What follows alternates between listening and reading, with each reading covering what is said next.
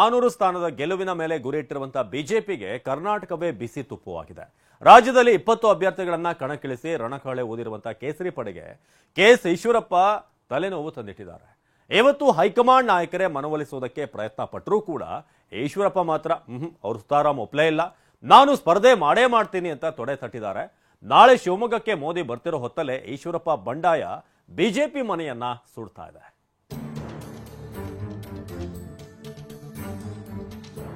ಶಿವಮೊಗ್ಗ ಲೋಕಸಭಾ ಕ್ಷೇತ್ರದಿಂದ ಸ್ವತಂತ್ರವಾಗಿ ನಿಮ್ಮ ಅಭ್ಯರ್ಥಿಯಾಗಿ ನಾನು ಸ್ಪರ್ಧೆ ಮಾಡೇ ಮಾಡ್ತಾನೆ. ಯಡಿಯೂರಪ್ಪನವರು ಅವ್ರ ಮಗ ವಿಜೇಂದ್ರರ ಕಪಿಮುಷ್ಟಿನಲ್ಲಿರುವಂತಹ ಭಾರತೀಯ ಜನತಾ ಪಾರ್ಟಿಯಿಂದ ಮುಕ್ತಗೊಳಿಸಬೇಕು. ಅವ್ರ ಮಗನಿಗೆ ಸೀಟ್ ತಪ್ಪೋದಕ್ಕೆ ನಾವ್ಯಾರು ಕಾರಣ ಅಲ್ಲ. ಕುಟುಂಬ ರಾಜಕಾರಣ ದೂರ ಹೋಗ್ಬೇಕು.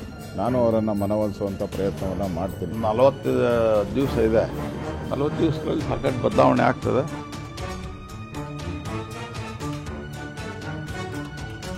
ಲೋಕಸಭೆ ಚುನಾವಣೆಗೆ ಪ್ರಧಾನಿ ಮೋದಿ ನಿನ್ನೆಯಷ್ಟೇ ಪಾಂಚಜನ್ಯ ಮೊಳಗಿಸಿದ್ದಾರೆ.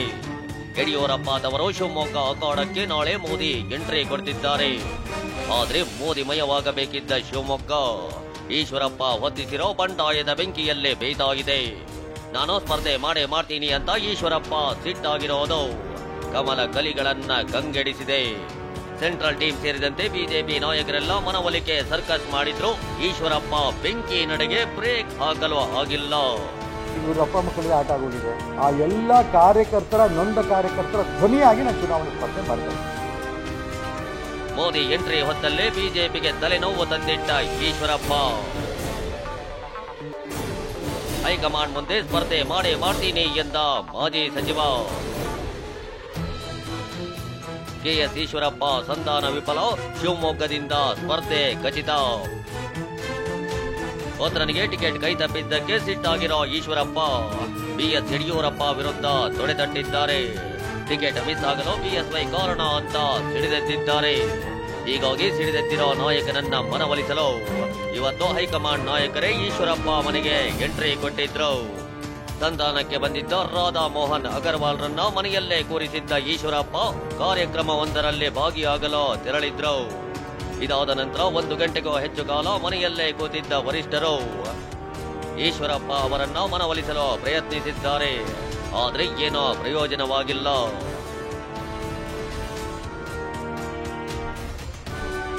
ಇದಲ್ಲದೆ ಆರಗ ಜ್ಞಾನೇಂದ್ರ ಸೇರಿದಂತೆ ರಾಜ್ಯ ನಾಯಕರು ಕೂಡ ಈಶ್ವರಪ್ಪ ಮನವೊಲಿಸೋ ಪ್ರಯತ್ನಿಸಿದ್ದಾರೆ. ಆದ್ರೆ ನಾಯಕರ ಪ್ರಯತ್ನಕ್ಕೆ ಸೊಪ್ಪು ಹಾಕದ ಈಶ್ವರಪ್ಪ ನಾನು ಸ್ಪರ್ಧೆ ಮಾಡೇ ಮಾಡ್ತೀನಿ ಎಂದಿದ್ದಾರೆ.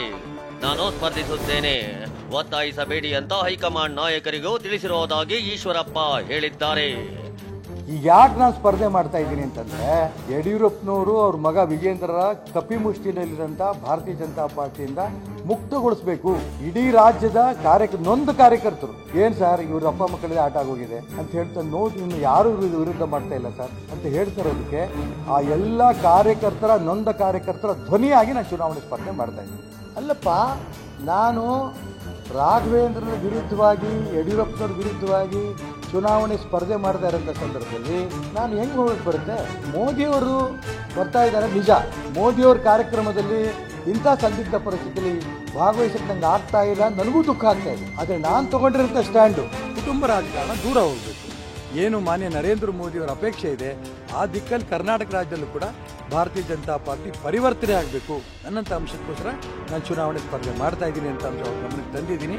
ಹಾಗಾಗಿ ದಯವಿಟ್ಟು ಜಾಸ್ತಿ ಒತ್ತಾಯ ಮಾಡಬೇಡಿ ಅಂತೇಳಿ ಮೋದಿ ಕಾರ್ಯಕ್ರಮದಲ್ಲಿ ಅದು ಹೇಗೆ ಭಾಗವಹಿಸಲು ಸಾಧ್ಯ ಎಂದಿರೋ ಈಶ್ವರಪ್ಪ ನಾಳಿನ ಕಾರ್ಯಕ್ರಮದಿಂದ ದೂರ ಉಳಿಯೋ ಸುಳಿವು ನೀಡಿದ್ದಾರೆ. ಆದ್ರೆ ಮೋದಿಗೆ ಸ್ವಾಗತ ಕೋರುವ ಕಟೌಟ್ನಲ್ಲಿ ಬಿಜೆಪಿಗರು ಈಶ್ವರಪ್ಪ ಫೋಟೋ ಹಾಕಿದ್ದಾರೆ.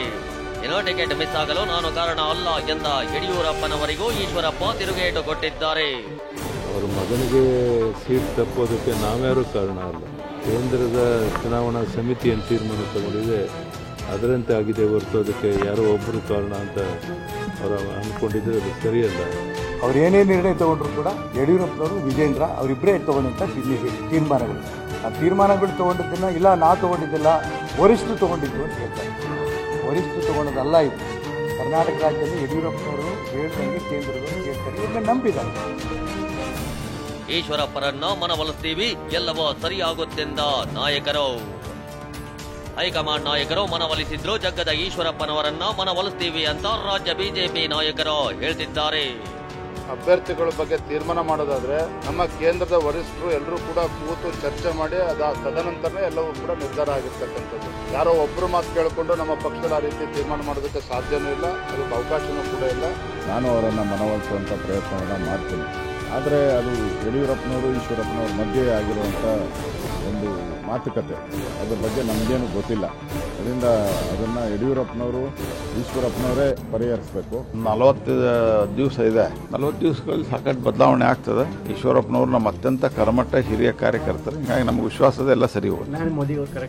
ಗೊತ್ತಿಲ್ಲ, ನನಗೆ ಬರ್ಬೋದು ಅಂತ ಅಂದ್ಕೊಂಡು. ದಾವಣಗೆರೆಯಲ್ಲೋ ದಂಗಲ್, ಬಳ್ಳಾರಿಯಲ್ಲೋ ಬಂಡಾಯ.